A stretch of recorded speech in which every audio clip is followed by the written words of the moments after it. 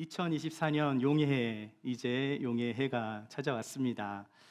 용해의 신년 주일 예배를 드리면서 제가 기도하는 가운데 1월 한 달간 믿음에 대한 말씀을 좀 나누고 싶은 마음이 들어서 떠오른 생각이 아이아요의 믿음. 여러분, 아이아요의 믿음 아마 처음 들어보셨을 텐데요. 아이아요의 믿음이 뭘까요? 네, 이것은 아브라함의 믿음, 이삭의 믿음, 야곱의 믿음, 요셉의 믿음, 아이아요의 믿음. 그래서 한 달 동안 아브라함, 이삭, 야곱, 요셉, 이들이 가졌던 앞에 약자를 따서 그래서 여러분들과 이 말씀을 한 달 동안 나누려고 합니다. 그래서 오늘은 새해 첫 주일 예배 여러분과 함께 아브라함에 대한 믿음을 함께 나누려고 해요. 아브라함, 여러분 너무나 잘 아는 인물, 많이 들어보신 인물이고요. 또 아브라함 하면 어떤 수식어가 딸려 나오는데 믿음의 조상 아브라함, 이런 수식어가 딸려 나온 아주 유명한 사람이죠. 아브라함이 살았던 시대는요, 지금으로부터 약 4,000년 전의 인물이에요.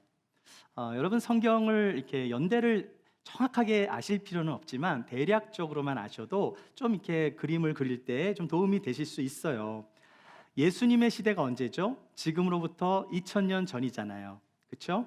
그러면 아브라함의 시대는 예수님의 시대보다도 2000년 전 사람이다. 이렇게 생각하시면 좋을 것 같고요. 그러니까 BC 2000년 전 사람이다.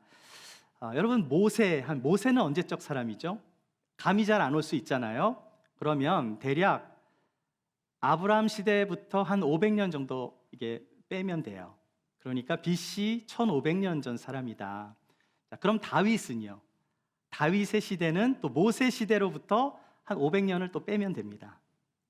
그래서 다윗의 시대는 대략 BC 1000년경이에요. 자, 이런 감을 가지고 1000년이 뭐라고요? 다윗, 1500년이 모세, BC 2000년, BC 2000년이 아브라함. 이렇게 생각하시면 성경의 배경을 조금 더 쉽게 이해할 수 있어요. 역사는 계속해서 흘러요. 그렇죠? 그런데 우리가 역사를 알아야 되는 이유는 역사가 과거와 현재를 이어주는 계속해서 끊임없는 대화, 이 역사를 통해서 우리는 과거와 현재를 이어주는 대화를 우리는 하고 있는 거예요. 자, 그래서 우리가 보는 성경의 이야기는 히스토리가 아니라 히스 스토리, 하나님의 이야기. 그래서 우리는 역사를 통해서 하나님이 지금도 역사하시는 그 하나님의 말씀을 우리가 배우는 것입니다. 오늘은 아브라함의 믿음에 대해서 여러분과 말씀을 나눌 텐데요. 자, 앞으로 믿음에 대한 이야기를 계속 나눌 것이기 때문에 오늘 여러분과 두 가지 포인트만 함께 나누도록 하겠습니다. 여러분에게 좀 질문을 하고 싶은데요. 여러분은 그리스도인으로서 믿지 않는 사람들에게 어떻게 보여지고 계십니까? 여러분 크리스찬 맞죠? 믿지 않는 사람들이 여러분을 볼 때 떳떳하게 나는 예수님을 믿는 그리스도인이라고 여러분 말씀하고 계세요? 아니면 굳이 말씀하지 않습니까? 친구분은 다 아시겠지만 내가 일하는 일터에서 아니면 잘 모르는 사람들과 함께 있는 곳에서 나는 그리스도인입니다 라고 떳떳하게 말씀하고 계십니까? 우리에게 믿음이 있다면 그 믿음은 어떤 모양으로든 나타나게 되어 있어요. 믿음이 있는 사람들은 스스로 나는 믿음이 좋은 사람이라고 말을 하고 다니진 않아요. 그런 말을 하지 않아도 믿음으로 사는 사람들은 믿지 않는 사람들이 그 사람의 믿음을 인정해 줍니다. 왜 그렇죠? 진짜 믿음이 있는 그리스도인이라면 내 삶에서 그런 믿음의 증거들이 나타나기 때문이에요. 그리스도인이란 그리스도인을 따르는 사람이 그리스도인입니다. 우리가 진짜 예수를 믿는 그리스도인이라면 이 세상 속에서 그리스도를 따르는 모습이 나타날 수밖에 없는 거죠. 자, 그런데 세상 속에서 그리스도인의 믿음을 지킨다라는 것이 어쩌면 쉬운 일이 아닐 수도 있어요. 믿음이 있는 것과 믿음대로 산다라는 것은 어려울 수 있는 것입니다. 그런데 여러분, 진짜 믿음은 무엇입니까? 믿음으로 산다라는 것. 성경은 무엇라고 말씀하고 있을까요? 로마서 1장 17절을 보시면은 복음에는 하나님의 의가 나타나서 믿음으로 믿음에 이르게 하나니 기록된 바 오직 의인은 믿음으로 말미암아 살리라. 오직 의인은 무엇으로 산다고요? 믿음으로 말미암아 산다라고 성경은 말씀하고 있어요. 여러분은 믿음으로 살아가고 있습니까? 아멘 안 하시네요. 아멘이죠? 그렇다면 믿음으로 살아간다는 것이 무엇일까요? 요즘 한류가 전 세계에 막 이렇게 데이트를 치고 있습니다. K-팝뿐만 아니라 K-영화, K-무비, K-드라마, 굉장히 이렇게 한류가 또 외국 사람들한테 전 세계로 퍼져나가고 있는데요. 근데 여러분, 아직도 영화를 시작하거나 드라마를 시작할 때 고사를 지내는 문화가 아직도 있대요. 근데 한번 생각해 보세요. 여러분이 영화 배우인데 감독이 돼지머리 앞에 절하라고 하면 여러분 합니까? 안 합니까? 굉장히 갈등을 느낄 수 있을 거예요. 나는 배우니까 뭐 연기하는 것처럼 할 수도 있겠죠. 그렇죠? 하지만 어떤 불이익을 감수하더라도 나는 그리스도인이기 때문에 절대로 우상에게 절을 하지 않을 거야. 이렇게 사실은 당당히 말할 수 있어야 돼요. 밝힐 수 있어야 됩니다. 실제로요. 한국의 어느 대기업에서 과장이 이제 새 프로젝트를 위해서 돼지 머리를 올려놓고 이제 고사상을 차려놓고 직원들에게 절을 하라고 시킨 거예요.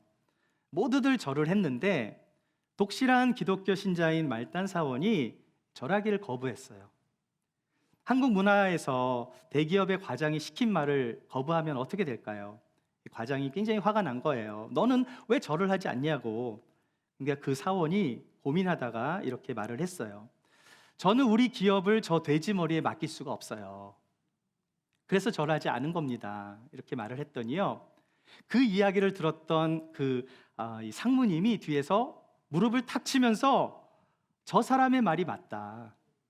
그때부터 그 기업은요, 고사를 지내지 않았대요. 한 사람의 믿음이 대기업의 고사 문화를 없애버린 거예요. 그런데 상무님이 저 과장을 가리키면서 저 과장 교회 다니는 사람이야 그랬대요. 여러분, 믿음으로 산다라는 것은 쉽게 말할 수 있지만 정말 믿음으로 세상을 살아간다라는 것은 쉽지 않을 수 있어요. 믿음의 조상이라고 하는 아브라함은 어떤 가정에서 태어났을까요? 여호수아 24장 2절을 보시면 이 데라에 대해서, 이 아브라함의 아버지 데라에 대해서 이렇게 기록하고 있어요. 옛적에 너희의 조상들 곧 아브라함의 아버지 나홀의 아버지, 아브라함과 나홀은 형제입니다. 같은 아버지죠. 같은 아버지 데라가 강 저쪽에 거주하여 다른 신을 섬겼으나, 데라가 어떤 사람이었어요? 다른 신을 섬긴 사람. 데라는요, 우상을 만들어 파는 사람이었어요. 데라가 강 저쪽에 살았다 그러는데 그 저쪽은 어디냐면요, 여기 보시면 이쪽, 이 유브라데 강, 티그리스 강 이쪽에서 살았다라는 거예요. 이 메소포타미아, 지금의 그 갈대아 지역, 메소포타미아 지역을 말하고 있습니다. 수메르 문화의 중심지였고요. 다신교를 숭배하는 그런 지역이었어요. 오늘날로 장소로만 따지면 뭐 이라크와 또 이란의 남서부 지방에 해당하는 지역에서 데라와 아브라함 일가족이 살았어요. 창세기 12장 1절을 보시면 하나님께서 아브라함을 부르실 때 너의 고향과 친척과 아버지의 집을 떠나라고 말을 하고 있습니다. 여러분, 아브라함의 믿음 첫 번째 나누고 싶은 것은요, 믿음은 순종과 모험이라는 거예요. 그래서 옆에 분들과 한번 인사 나눌 때 믿음은 순종과 모험입니다. 한번 인사 나누시죠. 믿음은 순종과 모험입니다. 자, 1절 말씀을 다시 한번 읽어볼게요. 시작. 여호와께서 아브라함에게 이르시되 너는 너의 고향과 친척과 아버지의 집을 떠나 내가 내게 보여줄 땅으로 가라. 왜 믿음은 순종과 모험일까요? 믿음은 하나님께 순종함으로 증명이 되는 거거든요. 믿음이 있는데 믿음만 있고요, 아무것도 안 해요. 그럼 믿음이 아닌 거죠. 순종할 때 믿음이 증명이 되는 것입니다. 그런데 그 순종에는 모험이 따르는 거예요. 하나님께서 아브라함에게 너의 고향과 친척과 아버지의 집을 떠나서 내가 너에게 보여줄 땅으로 가라고 했는데, 여러분, 하나님께서 아브라함을 부르셨을 때 아브라함의 나이가 75세였어요. 뭐 그 당시 평균 나이가 지금 세대보다 한 1.5배 정도 많을 수 있지만 75세라는 나이는요, 중년기 후반에 접어든 나이입니다.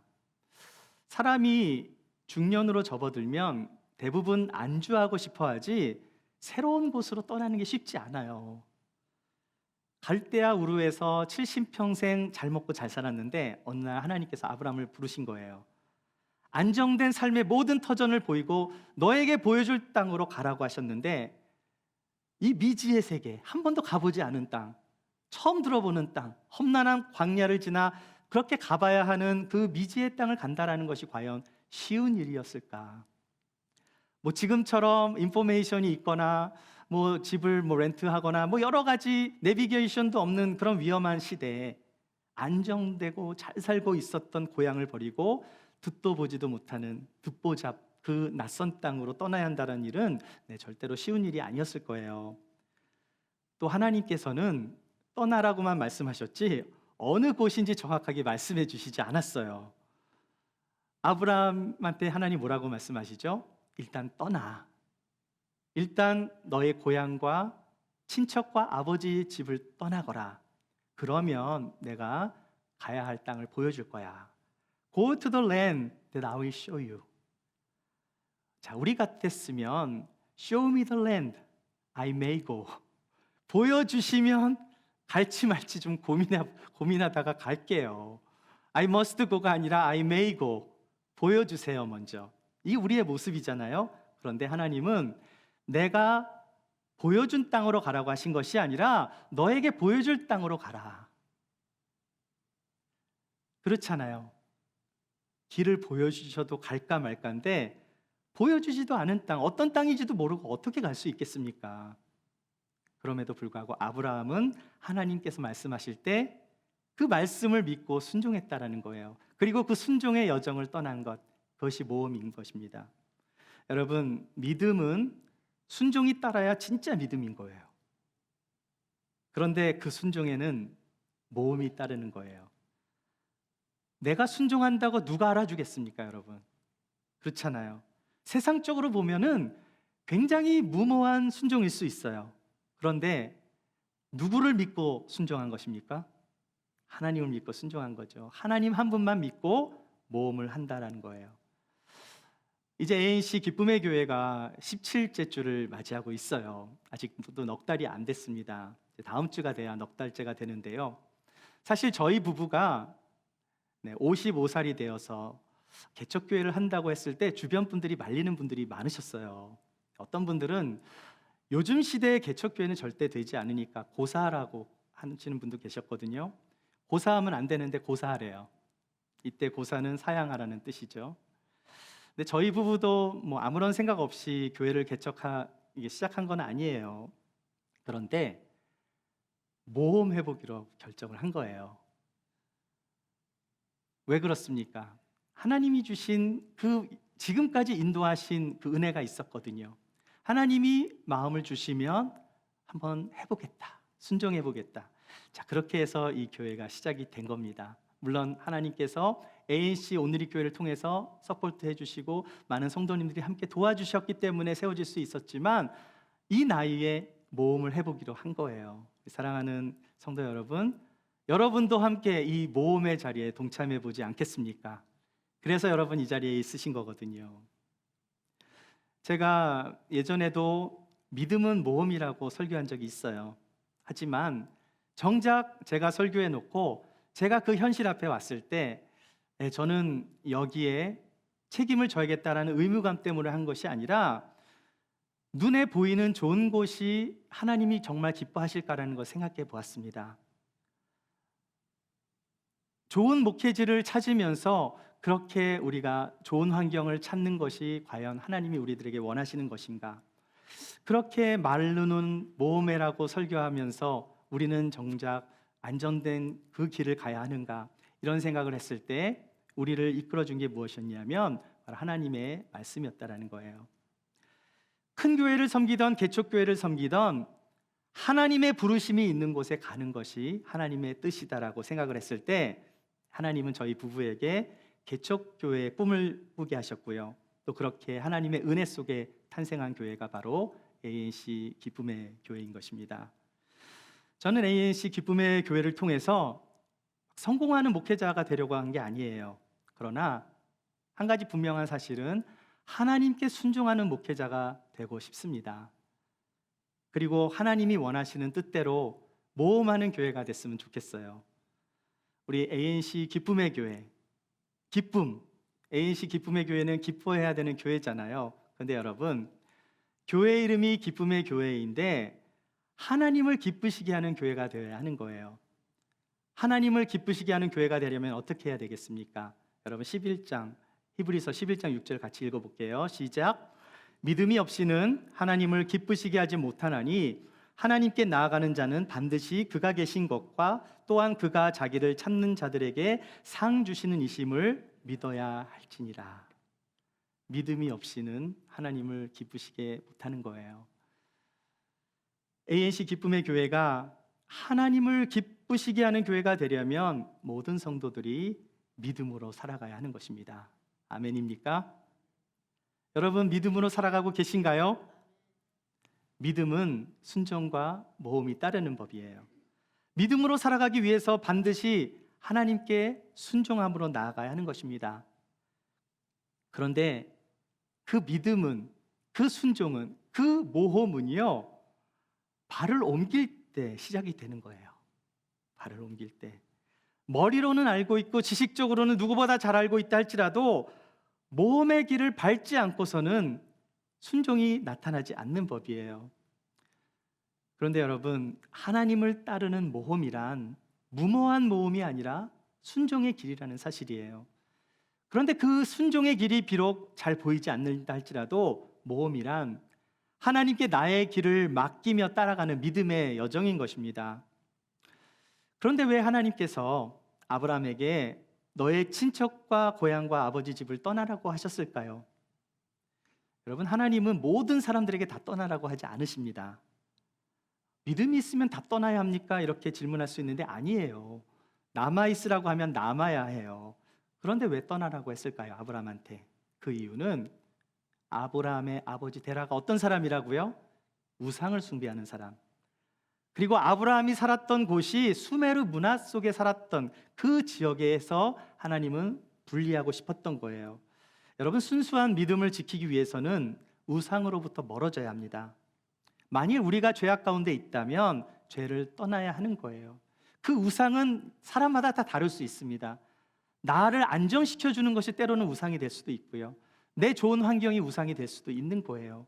그런데 거기에 안주하려고 하는 나의 마음이 있다면 그것이 하나님이 우리에게 주신 축복이 될 수 있지만 그것 때문에 우리의 신앙이 멈추어 버린다면 우리는 거기서 벗어날 수 있어야 하는 거예요.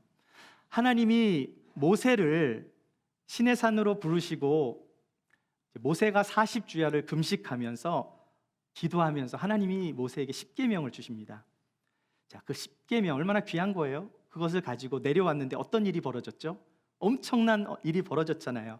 모세의 형 아론과 백성들이 내려와 보니까 금송아지를 만들어 놓고 이게 우리를 이끈 신이다 이러면서 엄청난 정말 이상한 일들이 벌어진 거예요. 모세가 화가 나서 그걸 다 깨트려 버렸잖아요. 왜 이런 일이 생겼을까요? 그 이유는 이스라엘 백성들이 애굽에서 400년간 노예를 지나면서 그 애굽 사람들이 숭배했던 신, 그 신 중에 하나가 아피스 황소신이었기 때문에 자기들이 보고 배웠던 신이 아피스 황소신이에요. 그러니까 모세가 없으니까 그 신을 만들어야 되겠다 생각하고 상상한 신이 바로 황금으로 만든 신이었어요. 소였죠. 하나님께서 애굽에 10가지 재앙을 내리신 그 10가지 재앙은 무엇 때문이었겠습니까? 그것은 애굽인들이 믿는 그 우상들이 거짓신이라는 것을 밝혀준 사건이었잖아요. 자, 그래서 여러분, 출애굽이 뭐예요? 애굽에서 탈출한 게 출애굽이잖아요. 그 출애굽의 핵심은 단지 이 노예가 해방됐다는 것만 의미한 게 아니에요. 더 큰 의미가 뭡니까? 하나님이 참 신이라는 것을 알려준 사건이에요. 마찬가지로 하나님께서 아브라함에게 본토 아비집을 떠나라고 한 이유는 하나님께서 아브라함을 열방의 아버지로 부르시기 위해서 우상을 섬겼던 그 지역으로부터 분리가 되었던 것입니다. 자, 이 분리가 뭐예요? 하나님만을 따르는 삶을 하나님께서 아브라함에게 주신 거였어요. 자, 그런데 문제는 아브라함이 하나님의 말씀에 순종하는 것이 쉬운 일이었을까? 여러분, 믿음은 들음에서 난다고 말씀하고 있습니다. 저는 아브라함이요, 창세기 12장 1절에서 하나님의 음성을 처음 들었을 거라고 저는 그렇게 생각하지 않아요. 성경에는 처음 하나님의 말씀이 등장하지만 저는 그것이 처음이었다라고 생각하지 않습니다. 왜냐하면 처음 말씀을 들었다면 이 말씀이 하나님의 말씀인지 아닌지 컨펌을 해야 될 거 아니에요. 그런데 아브라함이 바로 액션을 취했다라는 것은 이미 하나님의 음성을 들었던 사람, 하나님의 음성을 예전에도 들었을 거라고 저는 생각해요. 한번 생각해 보세요. 하나님이 사무엘, 어린 사무엘을 부르셨을 때 사무엘아 사무엘아 불렀을 때 사무엘이 누구에게로 갔습니까? 엘리 제사장이 부른 줄 알고 자다가 엘리 제사장한테 가거든요. 근데 엘리가 내가 안 불렀다 그러니까 또 자는데 또 사무엘아 사무엘아 음성이 듣는 거예요. 3번 반복이 되니까 엘리가 아마도 하나님이 부르시는지 몰라 눈치를 챈 거죠. 아브라함이 하나님의 음성을 듣자마자 순종할 수 있었던 이유는 그가 이미 하나님과의 관계가 있었다라는 사실을 알 수 있는 거예요. 분명히 음성을 들었을 때 그 음성이 하나님의 음성인 줄 알았기 때문에 액션을 취할 수 있었던 것입니다. 그런데 여러분, 만약에 아브라함이 어쩔 때는 듣고 어쩔 때는 못 들었다고 생각해 보세요. 여러분, 하나님이 아브라함한테 이제 다음 주에 이삭 이야기를 하겠지만 이제 모리아 산으로 가서 이삭을 제물로 바치라고 했을 때 그 음성은 들었어요. 그런데 마지막에 진짜 제물로 바칠 때 아브라함은 이삭을 칼로 죽이려고 했었거든요. 아브라함이 이삭을 칼로 내리치려고 하는 순간 아브라함아 아브라함아 그렇게 하면 안 된다고 스탑을 했는데 아브라함이 그 음성을 못 들었어요. 그러면 어떻게 됩니까? 이삭은 죽은 목숨이죠. 네. 하나님이 말씀하셨는데 아브라함이 듣지 못했다면 또 엄청난 일이 벌어지게 됐을 거예요. 이삭이 살 수 있었던 이유는 아브라함이 하나님의 음성을 들을 수 있었기 때문이에요. 여러분, 우리의 인생의 출발점은 하나님의 뜻을 아는 것에서 시작이 됩니다. 물론 아브라함 시대에는 문자가 없었기 때문에 하나님의 뜻을 알기 위해서는 음성으로밖에 알 수가 없었을 거예요. 그런데 분명한 사실은 하나님은 오늘날에도 저와 여러분에게 하나님의 뜻을 분명하게 알려주실 수 있다는 사실이에요. 어떻게 하나님의 뜻을 알 수 있습니까? 여러분, 어떻게 하나님의 뜻을 알 수 있어요? 네, 성경을 많이 읽으셔야죠. 성경을 통해서 하나님의 뜻을 알 수 있습니다. 하나님은 성경을 통해서 우리 애들에게 항상 말씀해 주고 계세요. 우리가 함께 예배를 드리는 이 예배를 통해서, 설교자의 말씀을 통해서, 또 성도 간의 교제를 통해서 하나님은 우리들에게 하나님의 뜻을 알려주십니다. 기도를 통해서. 그래서 우리가 이 신년 금요 부흥회 기도 시리즈로 우리가 하는 이유도 하나님의 뜻을 분별하고 알기 위해서 우리가 기도회로 모이는 거예요. 또 하나님은 우리들에게 우리들이 사는 자연과 환경을 통해서도 말씀해 주십니다. 지금도 하나님은 수많은 통로를 통해서 하나님의 뜻을 알 수 있도록 말씀해 주고 계시다는 사실 믿으시죠, 여러분? 아멘. 그런데 저는 믿음이 부족해서 하나님의 뜻을 잘 모르겠는데요 하시는 분들도 계실지도 모르겠어요. 그런데 여러분, 믿음이란 누구에게 있는 거예요. 누구에게나. 근데 문제는 뭐예요? 잘 믿어야 되는 거죠. 여러분, 골리앗에게 믿음이 있었어요, 없었어요? 골리앗. 여러분, 골리앗 아시죠? 골리앗에게 믿음이 있었습니까, 없었습니까? 골리앗이 다윗을 볼 때 어떤 믿음이 있었냐면요, 다윗을 보자마자 코웃음을 쳤어요. 당연히 자기가 이길 거라는 믿음이 있었어요. 그런데 결과가 어떻게 됐습니까? 다윗이 이겼잖아요. 그러니까 골리앗이 믿음이 없어서 진 게 아니에요. 너무나 자신 있게 자기가 이길 거라고 확신에 가득 찼습니다. 절대 질 거라고 믿지 않았어요. 이길 거라고 믿었어요. 그런데 결과가 뭐예요? 졌어요. 믿음이 있고 없고보다 더 중요한 게 무엇입니까? 무엇을 믿느냐, 그 믿음이 어디서 왔느냐가 더 중요한 거예요. 골리앗은 자신을 믿은 것입니다. 그런데 다윗은 누구를 믿었어요? 만군의 여호와 하나님을 믿은 거예요. 무엇을 믿느냐가 이처럼 다른 것입니다. 다윗은 만군의 여호와 하나님을 믿고 그 믿음으로 모험을 하기 위해서 골리앗과 붙었던 거예요. 믿음은 순종과 모험입니다. 여러분의 삶에 믿음이 순종과 모험으로 나타나는 새해가 되시기를 축복합니다. 그렇다면 아브라함이 가진 믿음은 어떤 믿음이었는가? 너무나 당연한 건데요. 너무나 당연한 말씀 드릴게요. 하나님의 약속의 말씀을 믿은 거예요. 네, 이것이 너무나 심플한데 너무나 중요한 거예요. 여러분, 하나님의 말씀을 약속의 말씀으로 믿는 것과 지식으로 갖는 건 다른 것입니다. 옆에 분들과 함께 다시 한번 인사 나누실 때 하나님의 약속을 믿읍시다. 한번 인사 나누시죠. 하나님의 말씀을 믿읍시다. 네. 2절과 3절 말씀 다 같이 읽어보겠습니다. 시작. 내가 너로 큰 민족을 이루고 내게 복을 주어 내 이름을 창대하게 하리니 너는 복이 될지라. 너를 축복하는 자에게는 내가 복을 내리고 너를 저주하는 자에게는 내가 저주하리니 땅의 모든 족속이 너로 말미암아 복을 얻을 것이라 하신지라. 사랑하는 여러분, 믿음이란 뭐예요? 하나님의 약속의 말씀을 믿는 거죠. 그 약속을 믿는 자에게 하나님의 말씀이 이루어지는 것입니다. 하나님은 아브라함에게 무엇을 약속하셨습니까? 네, 그 약속을 성경에서는 언약이라는 말을 사용해요. 하나님은 아브라함에게 언약을 주실 때 고대 사람들이 누구나 이해할 수 있는 방법을 사용했어요. 아브라함이 살았던 이 고대 근동 지방에서는 절대로 깨어서는 안 되는, 절대로 파기할 수 없는 그런 관습이 있었는데요.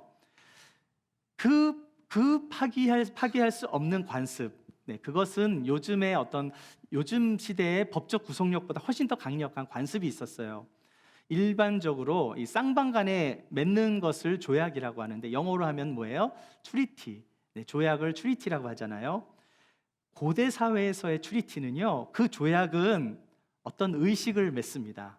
어떤 의식이냐면 짐승을 반으로 죽여요.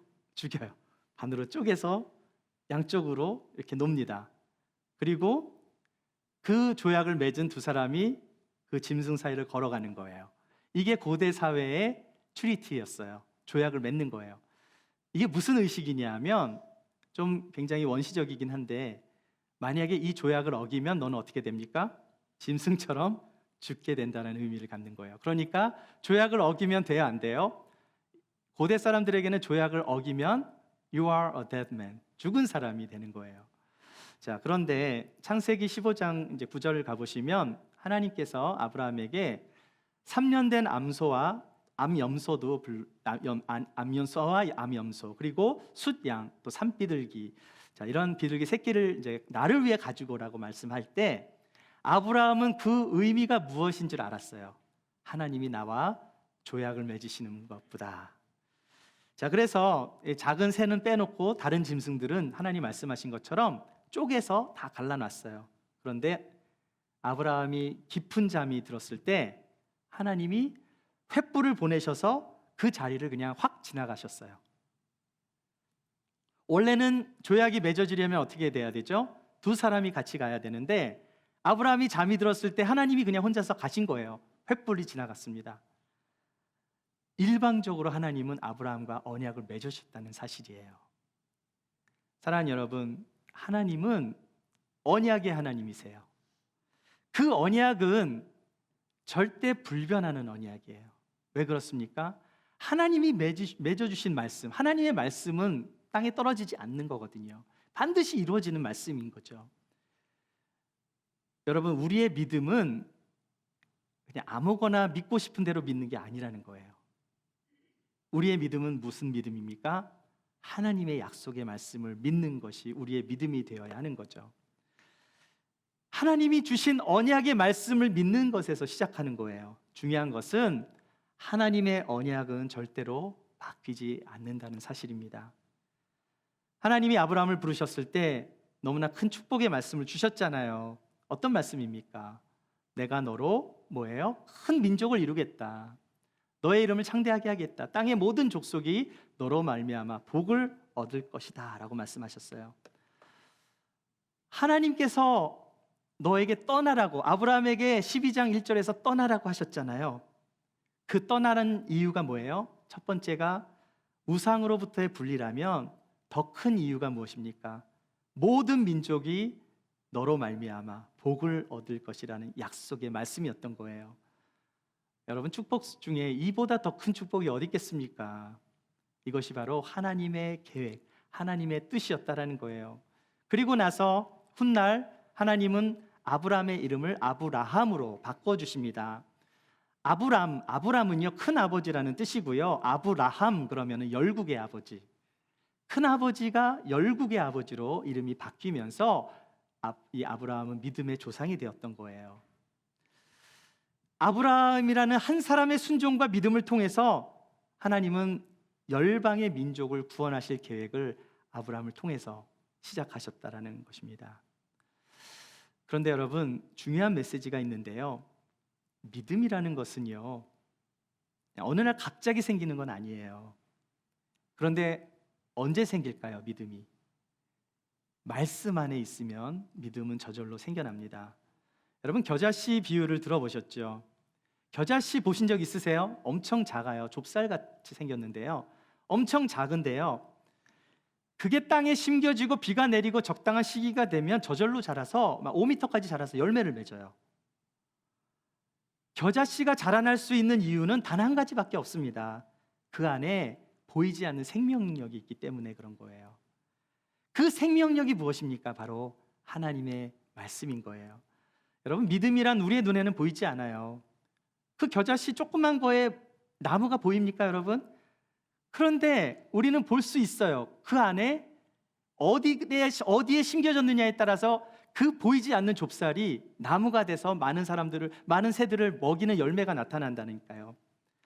말씀 안에 거해야 된다는 거예요. 말씀 안에 있으면 나도 모르는 사이에 조금씩 자라게 되는 거예요. 성도님들 중에서 고민하시는 분들도 계세요. 저는 신앙생활 오래 했는데 믿음이 그대로예요. 왜 저에게 믿음이 없는지 모르겠어요. 그런데 그거는 믿음이 없는 게 아니라 믿음이 더디게 자라는 것뿐입니다. 사람마다 시간이 오래 걸리는 분들도 계세요. 그런데 중요한 것은 반드시 하나님 말씀 안에 있으면 믿음은 자라게 되어 있어요. 하나님 안에 있으면 우리의 믿음은 열매를 맺게 되는 것입니다. 아브라함이 믿음의 조상이 된 시점이 언제부터였던가 한번 생각해 보세요. 언제부터였습니까? 고향을 떠나 새로운 길로 향하는 그 여정, 그 발걸음을 옮길 때 시작이 되었다라는 거예요. 아브라함에게 있어서 그 새로운 곳이란 당장 눈에는 볼 수 없는 미지의 세계였지만 하나님의 약속의 말씀을 믿고 따른 것입니다. 그러나 그 미래를 보장받기 위해 떠난 삶이 아니었죠. 그 아브라함은 하나님께서 내 삶의 주인으로 모시기 위해서, 아브라함이 하나님을 내 삶의 주인으로 모시고 하나님이 원하시는 꿈을 이루어드리기 위해서 아브라함 발걸음을 옮겼던 거예요. 그런데 그 길이 눈에는 잘 보이지 않았습니다. 험악한 광야의 길이라 할지라도 하나님께서 나를 위해서 약속의 말씀을 주셨기 때문에 인생의 모험을 걸 수 있었던 거예요. 사랑하는 여러분, 아브라함이 가진 이 믿음이 여러분의 믿음이 되시기를 축복합니다. 자녀들에게 그 믿음을 본이 되어주시는 부모가 되어야 되는 거예요. 자녀들로부터 우리 어머니 아버지는 정말 믿음으로 살았던 분들이었어. 여러분, 묘비명에 그런 묘비명이 그런 적혀지고 싶지 않습니까? 훗날 여러분이 정말 천국에 갔을 때 후손들이 여러분을 어떻게 보면 좋을까요? 우리 부모님은, 우리 할머니 할아버지는 하나님의 믿음으로 살다 가신 분입니다. 여러분, 우리가 세상 사람들한테 인정받기 위해서 많은 노력을 할 필요는 없지만 최소한 여러분의 가정에서 여러분의 자녀들에게 믿음의 본이 되어야 되지 않겠습니까? 아브라함이 믿음의 조상이 될 수 있었던 이유는 그가 믿음으로 살아왔기 때문에 그 모습을 본 많은 후손들이, 그래서 이삭, 야곱, 요셉, 아브라함의 시리즈를 통해서 제가 처음 아브라함 이야기를 꺼낸 이유가 바로 그 이야기예요. 여러분의 삶이 아브라함 같은 믿음의 삶을 살아갈 수 있는 저와 여러분이 되시길 축복합니다. 마지막으로 함께 나눌 말씀은요, 아브라함의 믿음의 결과가 어때였는가? 5절 말씀을 같이 한번 읽어보겠습니다. 시작. 아브라함이 그의 아내 사레와 조카 롯과 하란에서 모은 모든 소유와 얻은 사람들을 이끌고 가나안 땅으로 가려고 떠나서 마침내 가나안 땅에 들어갔더라. 자, 여기 한 가지 단어가 있어요. 뭡니까? 마침내 가나안 땅에 들어갔더라. 히브리 원어를 보니까요, 이 보라는 단어예요. 보라는 단어. 영어로 하면은 thus they arrived there. 여기 보니까 이 thus라는 말이 빠졌네요. 보라는 뜻. 이게 뭐예요? 마침내. 갈대아 우르를 떠나 하란에서 보낸 세월도 있었고요. 광야의 위험을 지나 가나안 땅으로 들어갈 때까지 뭐 아브라함이라고 의심을 안 받겠어요? 때로는 길을 잃어버리기도 했겠죠. 잘못 들어가서. 때로는 추위와 배고픔에 시달려 보기도 했었을 거예요. 때로는 갈 바를 잘 알지 못하면서 방황도 했을 것입니다. 그런데 뭐예요? 마침내 그 험난했던 모든 것을 이겨내고 가나안 땅으로 들어갔다는 거예요. 여러분은 지금 어디를 향해 달려가고 계십니까? 우리의 인생은 하나님의 뜻을 향하여 전진할 때 마침내 축복받는 인생이 될 줄 믿습니다. 그러나 하나님과 동행하지 않았던 세월들, 믿음으로 살지 않았던 세월들, 죄악 가운데 있었던 세월들, 그 세월들은 하나님 나라의 카운트가 되지 않습니다. 그러나 하나님과 함께했던 시간들, 하나님의 뜻을 따라 순종했던 시간들, 내가 기도하며 하나님과 동행했던 시간들, 그리스도를 따라 인생을 맡겼던 날들은 반드시 하늘의 상급으로 카운트가 될 거예요. 그 길이 쉬운 길이 아닐지라도 하나님의 뜻을 따르며 살았던 길, 세상과 타협하지 않으며 말씀에 순종하며 믿음으로 반응하며 나아간 모든 일들은 우리의 인생의 가장 큰 축복의 길이라는 사실을 기억하시기 바랍니다. 비록 우리에게 고난이 있고 우리의 믿음이 연약할지라도 약속을 이루어 주시는 하나님을 의지하며 한 걸음 한 걸음 순종의 길을 걸어갈 때 우리는 마침내 가나안 땅에 도착하게 될 거예요. 그곳은 바로 약속의 땅입니다. 하나님의 꿈이 펼쳐질 땅이에요. 그리고 수많은 모험의 이야기, 믿음의 이야기가 그 땅에서 펼쳐지게 될 것입니다. 하나님만을 의지하고 하나님을 따라 순종하며 나아간다면 그 길은 반드시 최상의 길이 될 줄 믿습니다. 신앙의 핵심은 믿음이에요. 그런데 그 믿음이 증명되는 방법이 있답니다. 뭐예요? 믿음은 순종으로 증명이 되는 거예요.